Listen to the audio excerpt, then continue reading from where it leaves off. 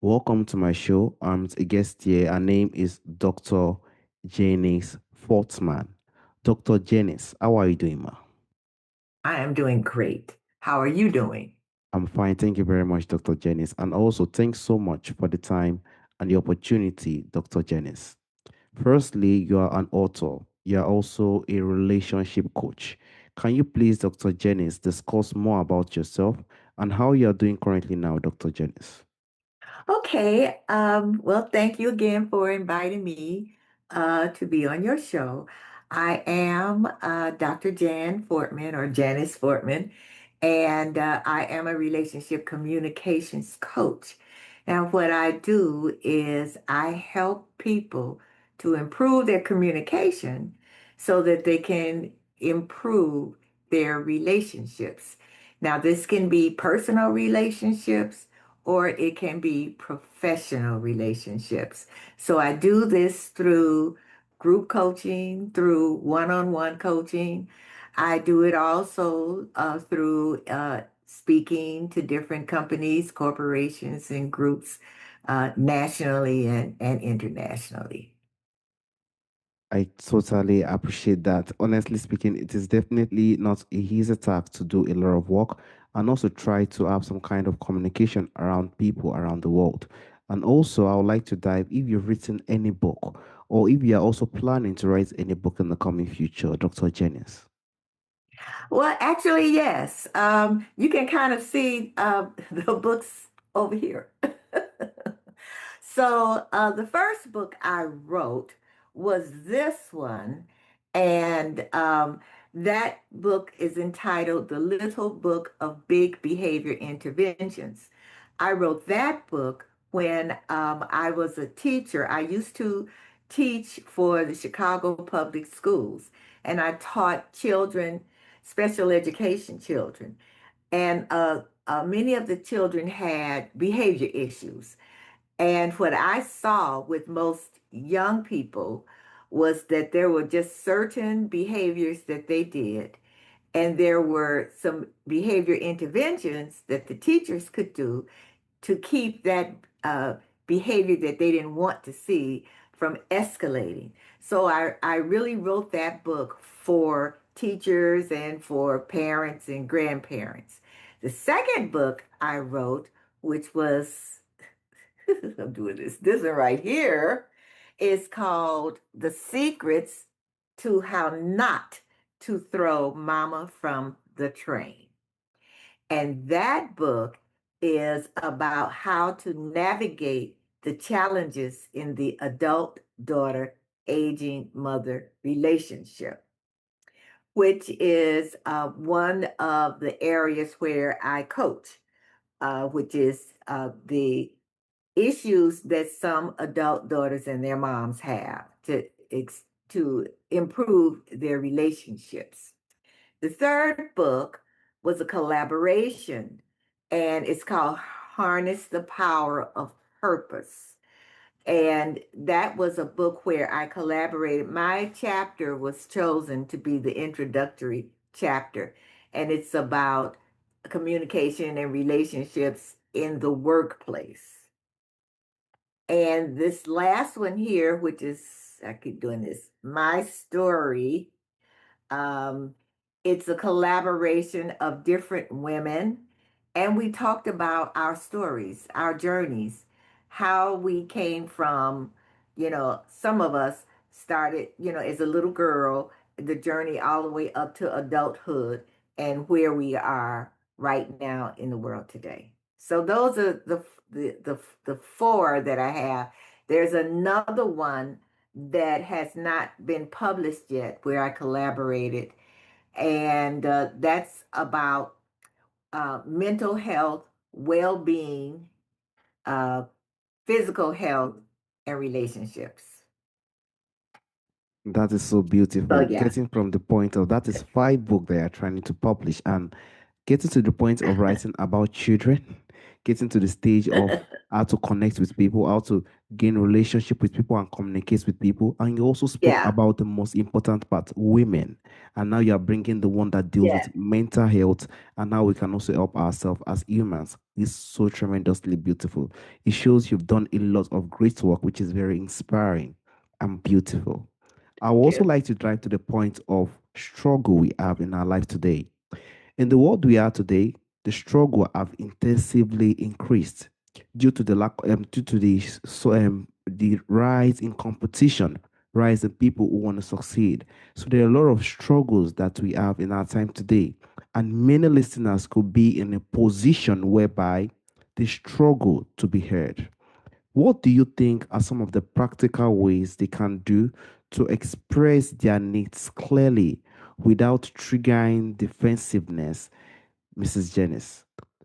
Well, first of all, thank you. That's a very good question. First of all, the most important thing in a conversation is listening, is to listen to what the other person is saying. And even if you don't quite understand, or just to make sure that you are understanding what that person is saying, you can always repeat it. You can say things like, now, do you mean, you can clarify, do you mean this, or am I correct in saying that this is what you mean? Because when you do that, there are no misunderstandings. Therefore, when you're having that conversation, you're not having a conversation that's based on misunderstandings. And so that makes you have a real and an authentic conversation. A lot of us, when we are having a conversation and we might offend someone or something, it's because we started to respond before that person finishes. We often do that. A lot of us do that. When some, just think, even thinking when you're having a conversation with someone, you're you're listening to them, but you're already thinking of what you're going to say when they finish. So you listen to respond instead of just listening for understanding. So yeah, listening is the major part of communication. And it's that part that a lot of us, even me, sometimes I find myself, person is saying something to me, and before they can finish, I've got something to say rather than waiting. And that is the truth. We have to try our best to learn, develop some kind of skills, because it is definitely not easy to have the sense of hunger, have the sense of pressure, and still spend the time to actually listen. And that is the type of things we have to try our best to sacrifice within ourselves, most especially if we are in a relationship or we're in a conversative dialogue, that we need to have the sense of communication that will lead to something that will be successful.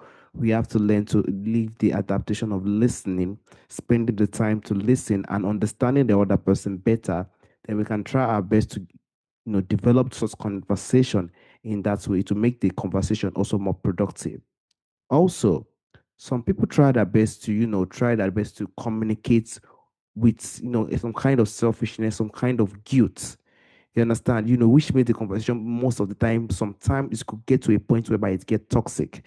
So how do you think someone can also communicate their feelings without feeling guilty or selfish, most especially in a long-term relationship, Dr. Janice? Oh, wow, that's a good one. How to communicate without seeming selfish. Well, I think, especially in long term relationships, is when you're having the conversation, instead of blaming, in, instead of appearing selfish, a good way to do that is to say, when you are saying this, I feel this. Now, because number one, it takes it off of the other person and it's showing the other person, it gives that other person the chance to focus on you instead of focusing on themselves. Now, it's hard. There's certain things that you have to say, certain things that you have to communicate, and you have to do it in a way where it's not like I, um, I'm doing this in a selfish manner. When you start that conversation, you have to start the conversation with the feeling, and you have to communicate to that next person that this is a conversation we're having so that we can understand each other. Not so you just can understand me, but also so that I can understand you. When you do something like that, when you have a conversation like that, then that other person will not see you as being selfish, so to speak. In other words, it's all about me, me, me, me, me, me, me. It's about us. And this is personal in personal relationships and in professional relationships. We have to remember in our conversation, it's not all about me. It's not all about you. It's about us. Hmm. Very beautiful. I have to be honest with you. That shows that when we are having communication, we have to try our best to know how we can project what we say and try our best to make it to get to a point whereby we don't feel selfish, but we try our best to get the perspective of that person to make sure that the conversation is in a way that it is both you and I, or the both of us, that are actually listening and actually giving the sense of inspiration when it comes to we try our best to understand each other. So I am talking, Yes, you are talking, and we are bringing and developing the sense of the dialogue. Then we understand each other. We are seeing ourselves, each other, yes. and we are building this conversation on and on and on. Now, it's not about me, it's about us. And that is the beauty of having a long lasting relationship, to be honest. And also, I would like to drive to the point whereby people who have different style of communicating, it could be difficult because the backgrounds might be different and they might be in a position whereby they communicate really, really differently in a very huge way. So for people or for couples or even for families who have very different communication styles, what do you think are the strategies that can help them bridge the gap and understand each other better, Dr. Janice? Well, if you know the different communication styles, there is that aggressive one, Mm. that it's my way or the highway. Okay. Then there's that passive aggressive one who will say, okay, I'll do this, but I really don't want to. So, they're being passive, but then it's that passive aggressive one. Then there's that passive one that no matter what, that's the one you see that gets walked on all the time, stepped on all the time. Then there's that one that I like to call assertive, meaning they listen to everything, they listen to both sides before they make a decision. Now, if you know, if you think about it and you know that this is the way this person communicates and it's not the same as yours, but if I know that's you, if I sit back and let's say within your family, and you sit back and you say, okay, uh, my mom is the one she's aggressive now, but my dad, he's passive. Okay, um, and so you look at that, and what happens is if you realize that this is just the way they communicate, and it's not personally directed at you. This is how they communicate. Now, the way we communicate is something that happens it doesn't happen like when we're grown, when we're adults. It happens from the time that we're children. Yeah. And what happens is you want your way. That's everybody. And how do you get your way? If you know that the way I get my way is being aggressive, then of course that's what you do, right? If you know that my way of being passive aggressive, and I know if I say, okay, I'll do it, but I really don't want to, then the person says, well, then you don't have to. I've gotten my way. Mm. And so if if you if you if you can recognize that and you keep that in your head, then you can say, okay, this is the way this person communicates. It's not personal, it's who they are. Then you don't get so upset. You can hear a person and they just, oh yeah, you're gonna this, that, blah, blah, blah, blah, blah, blah, blah. Well, sit back, wait, then say what you have to say. So yeah. Definitely shows that childhood matters. Childhood is 100% matters. And the way I'm being brought up in my childhood, even I myself, I couldn't believe it because some people were telling me that I am this type of guy that doesn't talk. And I was like, this kind of guy. And that is the beauty. When we are a child, I think those are the time we assimilate all those kind of character that build with us. And as you said earlier, if we are being brought up as we are a child, if you do reply or have conversation with aggression, then that is how we continue to do and develop ourselves. So it just depends on how we can understand each other as families or in a relationship to try our best to know when to release a reaction or also understand the other side better. Because something that's because I do not know how it will be easy for someone from childhood to be in a position to reset what he or she has been doing for years. So it's something that will be Right. really, really difficult. And that is why we need to try our best to work on ourselves. And also, as families, can try our best to understand that this kind of person does this way, things this way, and we can see how we can bridge the gap and also understand each other better regarding this perspective. And also, I would like to go to the point of de-escalating conversations. Now, we do not hope that we get to that point, but we could get into the trap whereby the conversation has gotten to a point that, it could turn into a serious argument. And that is not what we want. We do not want a conversation whereby it turns into a serious argument. That is why sometimes they will say, when we have a hot person, someone who is very aggressive, and we have another aggressive person, it's going to be really difficult to really, solve such situation.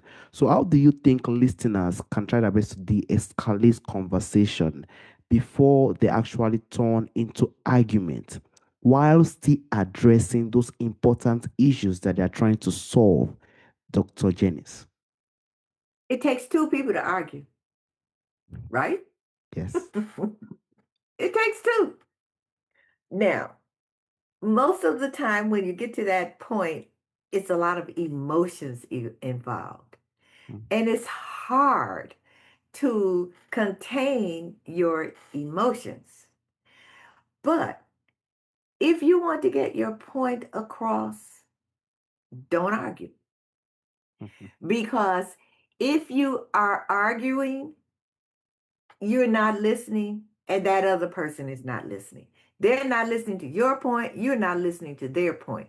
You're just trying to get your point across. And so you end up in these conflicts. That's why most of the time arguments don't solve anything. Ah. You walk away angry. But now, if you are trying to argue, what is that? Those words, there's a whatever. you know so you're trying to argue, oh, duh, duh, duh, duh, duh. And I'll do that. I'll say, okay, whatever. Well, now the person has to stop. I mean, why would that person continue? Because now it takes two. But wait, wait, wait. You can even wait until the next day. Wait until things are calm, Mm. and you can come up with, not that we were having that argument, but we were having that discussion yesterday. And I didn't get a chance to really tell you, what I think. Okay. Now, depending on the person, they might want to start with, what they have to say and start the argument all over again. Then you just stop. Wait, wait. It's hard to do. I mean, these things are not easy, Yeah. but it takes time and it takes practice. But you have to remember it takes two to argue. So that person that wants to argue with you, because you find some people who are very argumentative, and usually that's because they, number one, are insecure, Mm, and number two, they feel that uh, I want to, I want to convince you of this, of my side. But really, what they're doing a lot of times is convincing themselves at the same mm, time they're trying to convince you, you know. But the best thing to do to keep that's the great conflict resolution tool, to keep from that argument and getting it that escalation kind of things. Just stop. mm. Because if I'm not saying anything back to you, right? And those are the little things we have to try our best to understand. And Yeah, it's there not easy. is it's not easy. To be honest with you, it is not easy. But we have to just learn Right. it. It's something we have to try our best to adapt. And it's, as you said, it takes two-person to have a serious argument. Now, how are we going to try our best to work on this argument and make it a productive one? And that is why we have to try our best to do, have this kind of patience to say, wait, give the sense of calmness, try again. If it doesn't work, okay, tomorrow. Then give it the next day. Then continue like Mhm, that. And if the content, there is no way the person we other side we bring it down. And that is what we mhm. also need to understand in those perspectives. We have to try to leave the sense of calmness because we do not know who we are going to encounter. We do not know who we are going to be with. Very You true. don't even know who are going to even try our best to even say I love or something like that. We have to try our best to learn all this kind of things so that no matter the person we encounter in our life, we are going to be able to handle such person with patience and calm. And that is why I would Yeah. like to go to the main cause, calmness. Calmness is very difficult, as you said earlier. It's very difficult to have because for one to be calm, it takes a lot for one to be calm. And even most especially, it could be difficult for one who has been very aggressive from a child. So, in the moment of disagreement, how do you think someone can still try their best, even those that are really aggressive most of the time, stay calm, focused, and compassionate instead of just reacting impulsively, continuously with Dr. Janice? You know, um, what you can do is have your own little kind of saying or mantra in your head. And I read a book by who was it? It wasn't Deepak Chopra. I've forgotten the name of the book. But anyway, uh and he has, I was trying to see if I saw it, right in front of me or on the side of me, but I don't see the book. But he said he uses the term pain body, and meaning this is whatever is happening on the outside and the way your brain is receiving stuff is to have that mantra. And he says, just say it over and over and over again, and I'll do that. Uh, I'll just say to myself, pain body, pain. I don't say it out loud, but in my head, it's like, okay, pain body, pain body, pain body, pain, and it kind of centers you. So if you can find anything that, even if the word peace, and just keep it in your head, just, peace, peace, peace, peace, peace, to center you, to calm you. Now, like I said, none of this is easy. When I'm coaching people about relationships and stuff, I tell them, this is not an overnight thing. Yeah. This is practice. It takes practice. And because you will get, you'll have that. And then later on, let's say you're driving down the street and you start thinking, he said this, she said Mm. that's up in here again. So now you're escalating what has already happened. And we do it. So you gotta have in my car. I put my saying on my dashboard so that when I'm driving, something has made me angry, and I'm driving, and I start thinking those negative thoughts about what happened, and when I look at it, it makes me think again, like get that out of my head. So all of this is really difficult because we're all different kinds of people. But you learn some little tricks and tips. And the thing is, it's not for the other person, it's for you. you know, because you've had this argument, or and you weren't able to you know calm yourself down in the time, or whatever, or something has happened within the family structure or whatever. Now they're gone along their way, right? There you are thinking about what happened. And now it's harming you. Everything that we do as far as relationships are concerned is to keep you in a certain place, a certain position, so that you can handle any kind of negative issue or something that's happening. It's for you so you can handle that. Beautiful. You said every single thing when it comes to staying calm. Because whether we like it or not, we have to learn how to stay calm so that we can try our best to know how we could deal with the people that we find even around us, in families, in community, and even most especially if we get into the point of leadership as well. Also, Oh, Dr. yeah. Janice, there is a question I normally ask during the end of the show. From our forefathers, from our ancestors, there are a lot of beautiful things that do exist during our ancestral time that is missing in our time today. If there is Mm. anyone or anything you would like to bring back to our time today, Dr. Janice, what do you think that thing will be, Dr. Janice? Family, Mm. family. So I went to Senegal and Ghana, and I was so impressed that when I saw family, and when I say family, we are so scattered. And and I'm not just talking about your biological family. I'm talking about family as a community. I'm talking about family as your neighbors.